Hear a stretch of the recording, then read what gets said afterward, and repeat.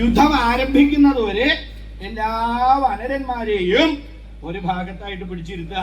എല്ലാവരും വാനരന്മാരെ ഇവിടെ കിട്ടുവല്ല, അവിടെ പോയിട്ട് കൂടണ, ഇവിടെ വന്നിരിക്കൂ. അതിന്റെ മുകളിൽ കയറിയിരിക്കുന്നത് പിന്നില് വലിയൊരു കുരങ്ങനെയും കുട്ടി കുരങ്ങനെയും പോയിരിക്കുന്നത് ഇങ്ങടെയോ ഇവിടെ ചിലര് അവിടെയാണല്ലോ പോയിക്കണത്. എല്ലാവരെയും സുഗ്രീവൻ, വാനരചക്രവർത്തി സുഗ്രീവൻ തന്നെ എല്ലാവരെയും വിളിച്ച് അതാത് സ്ഥാനങ്ങളില് അടക്കി ഒതുക്കി സേനാനിവേശം ചെയ്യുക എന്നാണ് പറയാ. ഈ ഭാഗത്തുനിന്ന് ഇപ്പോ തെക്കേ ദിക്കിന്ന് കടന്നു വരുന്നവരേ ഉള്ളൂ. ഓരോരുത്തരായിട്ടേ ഇവിടേക്ക് ഇരിക്കാം, ധാരാളമായിട്ട് ഇരിക്കാനുള്ള സൗകര്യങ്ങളുണ്ട്.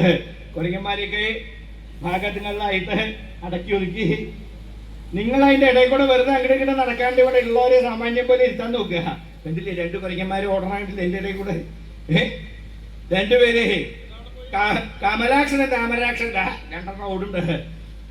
ഒരെണ്ണം അങ്ങോട്ട് ഓടി ഇങ്ങനെ അങ്ങനെയല്ല, ഒരുമിച്ച് അങ്ങോട്ട് ഓടി. ഇവിടെ അവിടെ കൂടി ഇരിക്കൂ, ഇവിടെ ഇരിക്കൂ, അപ്പുറത്തിരിക്കൂ, ഇവിടെ ഇരിക്കൂ. എല്ലാവരെയും സേനാനിവേശം ചെയ്യുക, പടവിന്യാസം ചെയ്യുക എന്നാണ് പറയുക. ഓരോരോ സൈന്യങ്ങളുടെ ഭാഗങ്ങളാക്കി തിരിച്ച് ഒരു വിഭാഗം ഇവിടെ, മറ്റേ വിഭാഗം അപ്പുറത്ത്, ആ വിഭാഗം ഇവിടെ, അപ്പുറത്ത് ഇപ്പുറത്ത്, ഇങ്ങനെ ആ ലങ്കയുടെ ചുറ്റിനും എല്ലാ വനരന്മാരെയും അടക്കി ഒതുക്കി. ഈ ലങ്കയുടെ ഉള്ളിൽ നിന്ന് രാക്ഷസന്മാരാരും പുറത്തേക്ക് പോകാണ്ടിരിക്കാൻ വേണ്ടിയിട്ടാണ്. അതിനുവേണ്ടി എല്ലാവരെയും സൈന്യങ്ങളെയൊക്കെ എല്ലാ ഭാഗത്തും തമ്പടിച്ച് അവിടെ ഇങ്ങനെ ഇരിക്കുന്നു. ഇനി നല്ലൊരു സമയം നോക്കി യുദ്ധം ആരംഭിക്കാം എന്നാണ് നിശ്ചയിച്ചേക്കുന്നത്. അതൊരു സമയം വേണല്ലോ.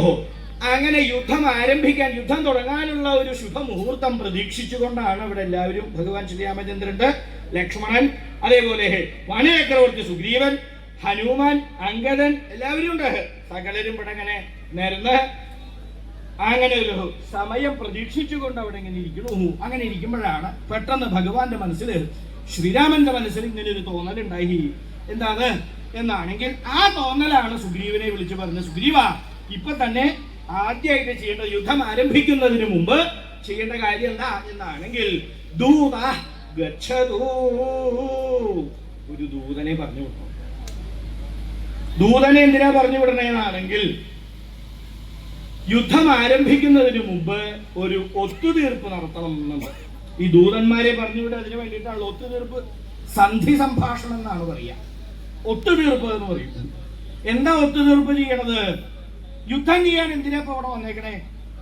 അദ്ദേഹം ഈ ഇത്രയും വാനരന്മാരോട് കൂടിയിട്ട് സമുദ്രം കടന്ന ലങ്കയിൽ വന്ന് നിൽക്കുന്നത് എന്തിനാ? യുദ്ധം ചെയ്യേണ്ടതിന്റെ ആവശ്യം എന്താ? ശ്രീരാമൻ തന്റെ ഭാര്യയായിരിക്കുന്ന സീതയെ രാവണന്റെ കയ്യിൽ നിന്ന് രക്ഷിക്കാൻ വേണ്ടിയിട്ട് തിരിച്ചു കൊണ്ടുപോകാൻ, അതിന് വേണ്ടിയിട്ടാണല്ലോ.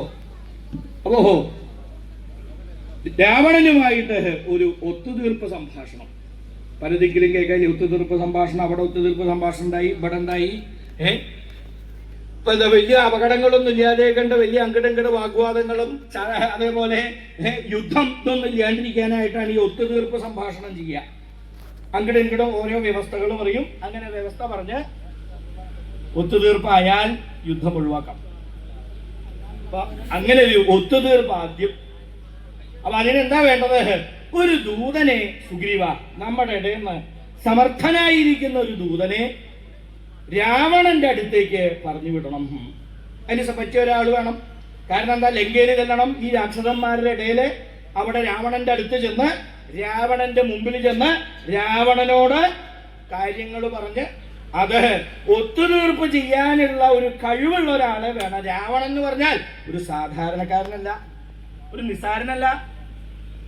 ശക്തി കൊണ്ടായിക്കോട്ടെ, അധികാരം കൊണ്ടായിക്കോട്ടെ, ബുദ്ധി കൊണ്ടായിക്കോട്ടെ, എന്തുകൊണ്ടും സർവന കേമനായിട്ടുള്ള ആളാ രാവണൻ. അപ്പോ അങ്ങനെയുള്ള രാവണന്റെ അടുത്തേക്ക് ഒരു കൊള്ളരുതാത്തവനെ പറഞ്ഞു വിട്ടിട്ട് കാര്യമില്ല. നല്ലൊരു ദൂതനെ, എന്തിനും കഴിവുള്ള ഒരു ദൂതനെ പറഞ്ഞു വിടണം. അതുകൊണ്ടാണ്